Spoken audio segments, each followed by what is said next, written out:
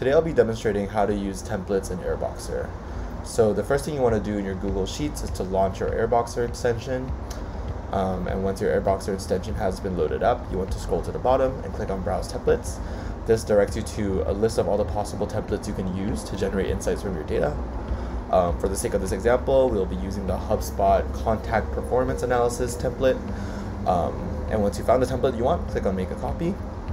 You'll then be prompted to make a copy of the template, and this should open a new Google Sheet, with that template copied in. So to populate this with data, what you want to do is to launch Airboxr again. And you reach this page, which checks whether you have the right accounts and data sources connected in order to use a template. So this particular template requires us to connect our HubSpot account, and the icon over there shows that we have connected our account.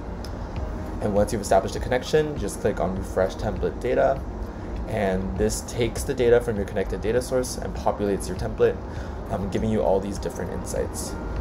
And this was a very brief overview of how to use templates in Airboxr.